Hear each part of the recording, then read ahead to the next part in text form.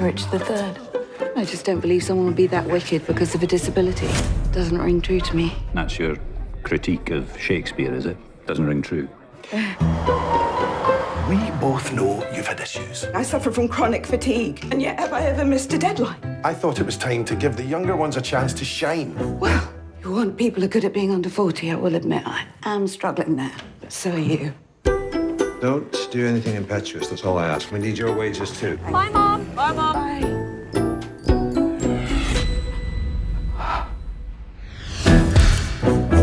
Do you have any books on Richard III, the King? I know who you mean. We have 8 titles. I'll take them. Which ones? All of them. You haven't answered our calls. You haven't answered our texts. What have you been doing? You must be the Richard III Society. I'd like to join. I'd like to visit his grave. There isn't one. His mortal remains are lost to history. I know I can find him. You're starting to sound slightly mad. If you could just understand the way it's made me feel. I feel energized. I feel happy. I know you're some sort of apparition. I've been trying to work out why you're here. I wonder if it's because you're lost. How can you possibly find him on your own? Finding a needle in a haystack Would be easier. This is starting to look a bit like an unhealthy obsession. Plenty have tried to find him and failed. And I know you haven't been in work for the last 2 weeks. Can you tell me what that letter represents? just means reserved. Of course. I believe this is a very important historical site. This is the equivalent of someone with a homemade rocket saying they're going to reach the moon. You can't stop now. Have faith in your research. Have faith in yourself. I'm worried I won't find you. Don't let them push you around. Stay strong. I'm here today to tell you a story about a person who is judged unfairly in life and never given the opportunity to show their true potential.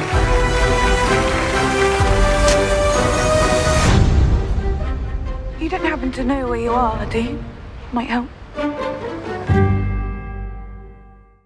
But surely you remember me from when I did a print interview with you back around the time of Tamara Drew, Stephen Frears. Oh, you. Well done. Yeah, good cover. So I should ask you, since last night was the big broadcast, if you watched the Oscars. Listen, I'm in my 80s. I go to bed. Okay. There are ways of recording such things, though, but Yeah. I think probably by the next. Go ahead. If I say I didn't, I don't mean to be rude. No. Well, next year you may hopefully be there. Well, I'm in my 80s. Well, it's great to see you again, and even if we're doing this on screens, but I do appreciate it. And All right. I did enjoy The Lost King very much, and All that matters. a big part of that was just this character, Philippa Langley, who I have a great amount of admiration for. And Yes, I suspect that's why you made the film. she did it all. I mean, it's what she did. Yeah. You know, she became obsessed and delivered her obsession. In a very constructive way. Yes, lot of and is people just- insulted to this day. You know, they still won't somehow give her the credit. They are not. No, they still won't come clean and say, look, what this woman did was fantastic. Right. Well, they have a lot. They meaning the sort of the. I don't know. I just read an article. I read an article about the whole thing the other day, and there was a woman, there was a journalist still not giving her the credit. I said the idea of a woman doing this was quite ridiculous. Okay, so we're referring to the fact that she's just a lay person who. Well, she's a Edinburgh housewife. And a housewife who is in something of an emotional rut. Let's say maybe she feels. Yes. She has she does have a a condition which is a medical, but I think her bigger issue is she just feels not very useful or maybe aimless. Invisible. Yeah. And so, you know, she goes on, as you said, she becomes sort of obsessed with this idea of unburying the truth in both literally and figuratively about Richard III, because she feels she has this hunch where his body his remains were, and also I think she did her research a lot. I think she worked out certain things, but in the end, she stood over that letter R and said, "He's down there." You know, and I don't know how you deal with that, but that's what happened. Yeah, there was a letter. There was a letter R? The letter R, you know, as they said, reserved. But was that? She said, and it was 4 feet away from where Richard was. Amazing. I also wanted to say, not only covering his remains and the truth about that, but also about his potentially the accuracy of how he's represented throughout history and in literature and in Shakespeare, et cetera, that there were, you know, but that it seemed like the culture of academia had a lot invested in keeping things the way they were, and you know, and not because that would mean, I don't even know. I mean, it seems like research in academia is always moving and shifting and changing, and isn't it? Yes. I mean, yes. Information, but they didn't want not information very fast. What's that? Not very fast. I think they're all at work at the moment to show that the princes in the tower weren't murdered. I think that's what's going on. I mean, I don't follow it very closely, but I'm told that's what's going on. The princes. The princes weren't, you know, Shakespeare had them murdered in the tower. I think that this is now a theory that he's not quite right. And also, you know, it was much more in Henry VII's interest, the whole thing. And Shakespeare was always said to have written a sort of propaganda play. Right. Well, it's wonderful how, I just love how all this comes out, and if, you know, for people like myself who are obviously interested in history, to find out the truth is, or more of the story is such a satisfying thing. But I like also how she exposed. I know this wasn't her plan or her goal to sort of uncover the artifice around academia, and that that if you do the research, you do the work, you might uncover truths that actually academics won't even uncover. Yes, absolutely. Was that something that was compelling to you, or in particular? Well, it was quite entertaining. I come from Leicester, so I have I have skin in the game, as they say. You do. Wait, you're from the town, the city. I'm from Leicester, where his body was found under the car park. So it just gets more and more interesting. So then I have to ask, is this what started the ball rolling? Because I was under the idea that Steve Coogan. No, they wrote the script quite innocently because they were interested in it, and they came to me. But it was just a sort of added layer of entertainment that I come from Leicester. That's just great. I love the poetry of all that, because I assumed that these guys, is it Jeff Pope? Yeah. And Stephen Coogan came to you because you did, you know, a serviceable job with Philomena. No, I'd made Philomena. Yeah, you did it. I got halfway through the job. Yeah. And Judy, was she nominated for that? Remind me. Judy Dench. Yeah, I'm sure she was. Yes. Yeah, that's certainly deserved to be. Well, anyway, that's a great coincidence then. Well, it made me laugh. I would imagine, yeah.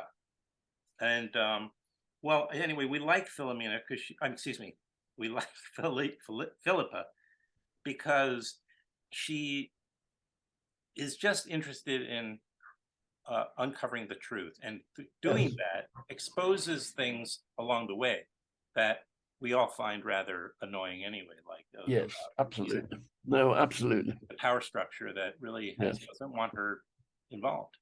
Yes. And, yeah. and their hypocrisy. Then right after Yes. she does discover the truth. Absolutely. Yeah. By the way, I just had this sitting here, and I felt I should show it to you. It's Oh my once I God. won you over. I didn't. Oh you didn't. God. Well, this is how I was. This is how I was introduced to you as a young man in the mid '80s or whenever it came over here, and there was such an exciting time of cinema. I have to talk to you a little bit about it because Yes. even though we're gonna, we should say The Lost King is the name of the film. It's directed by Stephen Frears, written by Steve Coogan and Jeff Pope. It had its world premiere, I believe. Were at TIFF, or was that just In Toronto? Yes. Yeah, at Toronto, which is amazing, and will be in theaters on. Oh boy, I knew I should have written that down. I'm gonna guess on this Friday.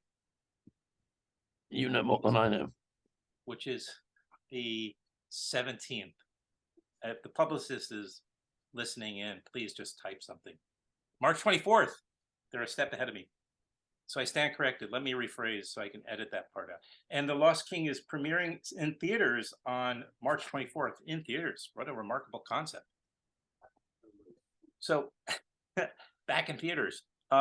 Well, anyway, the 80s were a fantastic time for a young guy coming up who loved films because the exciting stuff that was coming across the ocean from Europe, from England, like you and your films. It was just an incredible time, and I fell in love with your work and have been a huge fan since. So that's very nice. Thank you very much. That's the truth. And so as I grabbed the chance, and I'm just so happy that I really loved The Lost King, because my partner is an academic, but she hates the term. She's a teacher, and she also teaches in the prison system.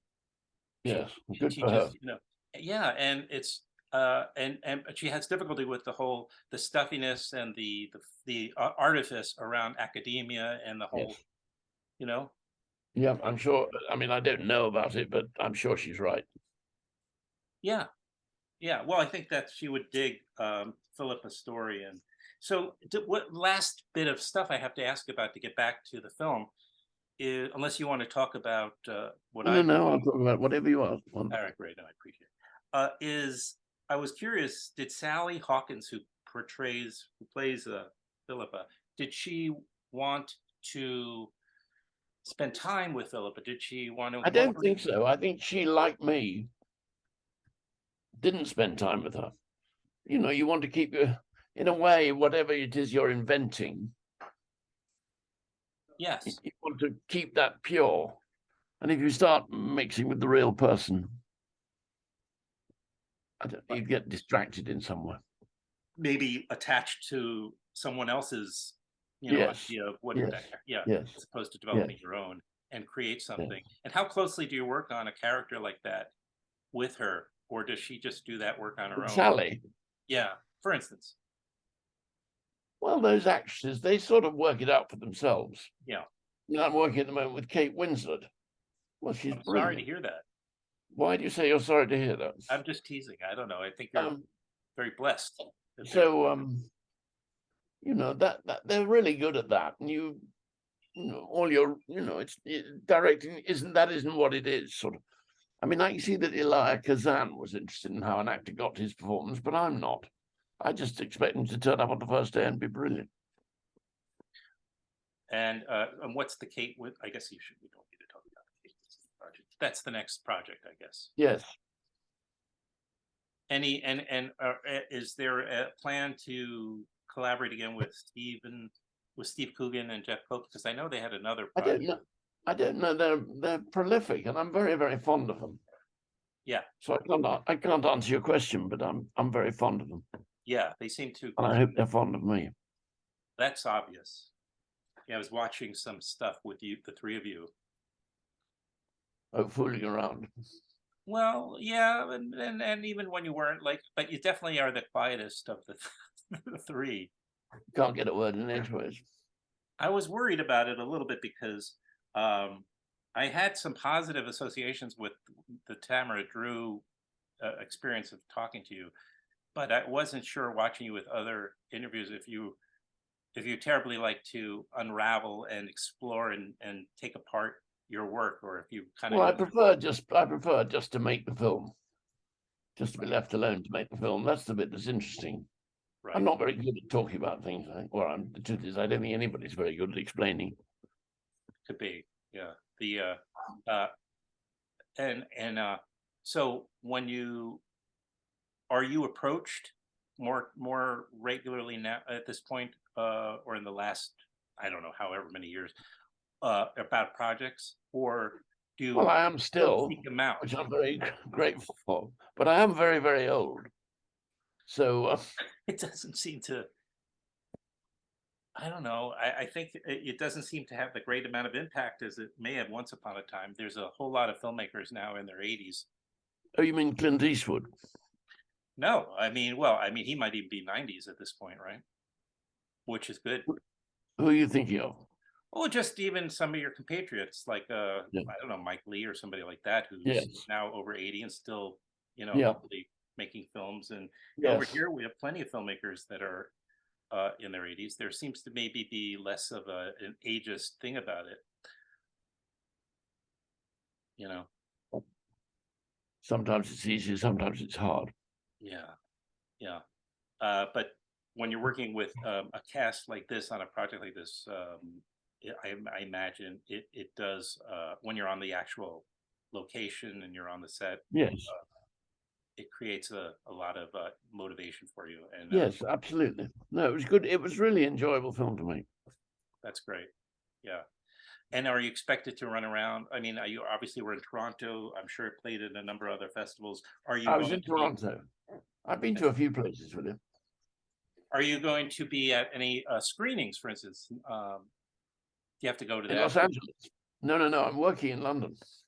Oh, too bad for you. Oh, well, it's out of your hands. Absolutely. And best place to be. So this next project is you're shooting in London. Yes. That's great. And you have a home there? That's where I live, yes. Okay, very good. All right. Yeah. Again, it's called The Lost King. It's directed by the great Stephen Frears, and it's opening in theaters here in the States on March 24th. And it's been just an incredible pleasure to be able to talk to you about this film. And I'm glad to know there'll be another one shortly coming, maybe as soon as. Oh, they never stop.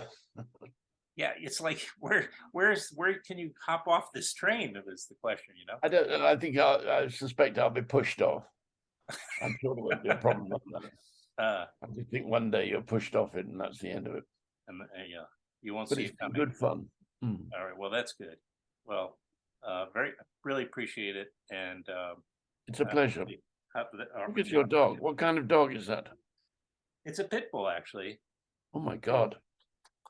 He's just he thinks he's a kitten, he thinks he's a cat because he sort of snuggles and he curls up, and very gentle animal. Tucker. Well, there he is. There he is. He's a pit bull. He hasn't got a pit bull's face. Well, it's sort of like it's a big head. When you see him, standing. Do you got dogs? Do you have dogs? No. But because of the pandemic, I've seen a lot of dogs. Right, that's right. They make their way into these. Yes, absolutely. All right. Well. All right. Thank you so much. Good luck. Same to you. Appreciate it. See you in 20 years' time. Okay. Sounds good. Thank you. Bye-bye. Take care. Bye. What happens now? That's a good question. I'm going to turn it off. You're gonna stay on, Stephen. Okay, you're the boss. I'm going to go away, I think, right? And you're gonna go away, Adam. Thank you so much. Thank you. Bye.